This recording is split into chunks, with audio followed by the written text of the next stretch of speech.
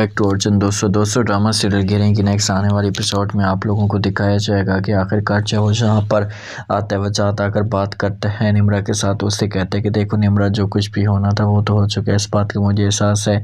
Please आप इस बात को छोड़ें और वापस आ जाएँ जॉब पे। जब से बात निम्रा सुनती है वजात को कहती है कि इस वक्त मेरी भी मजबूरी है, मुझे भी इस बात का अच्छे तरीके से अंदाज़ा है कि इसके अलावा मेरे पास कोई और ऑप्शन मौजूद नहीं है।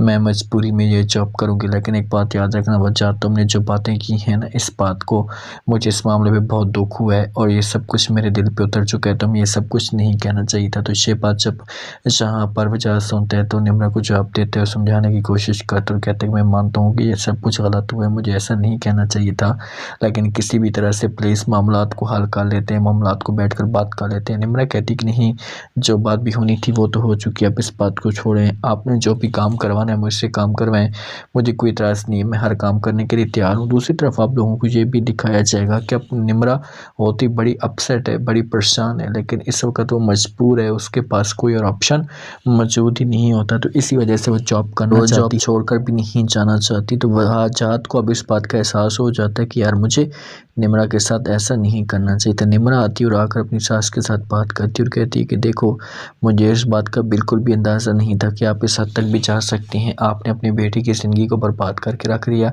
जब ये बात फ़ौरन सुनती है सास तो जवाब देती और कहती कि देखो, जो कुछ भी था वो तो हो चुका है, मुझे इस बात का एहसास हो चुका है, लेकिन प्लीज़ आप किसी भी तरह से इन मामलात को ठीक करने की कोशिश करें, इन मामलात को सेट करते हैं और आपने किसी किस्म की कोई राशिद के साथ बात नहीं करनी, उसके साथ ये बात शेयर नहीं करनी। मैं अपनी तरफ से पूरी कोशिश करूँगी कि मैं अब दोबारा इस किस्म की हरकत ना करूँ। आगे से इनकार कर देती है और निम्रा और कहती कि नहीं, मैं अब कभी भी राशि से ये बात नहीं छुपा सकती और ये बात उसके साथ हर सूरत में शेयर करूँगी, क्योंकि तुमने उसके साथ बहुत जुल्म किया, तुमने उसके साथ बहुत ज़्यादती की है, तो अब आपको सज़ा तो मिलनी चाहिए। आपको इस बात का ज़रा भी एहसास नहीं था कि आपने अपने ही बेटे की ज़िंदगी को बर्बाद करके रख दिया। समझाने की कोशिश करती लेकिन कोई भी बात नहीं सुनती और साफ अल्फाज में इनकार कर देती। अब देखते हैं कि नेक्स्ट एपिसोड में क्या होता है, क्या सज़ा मिलती है।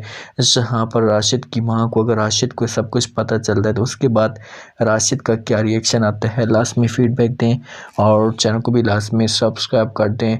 शुक्रिया, अल्लाह हाफिज़।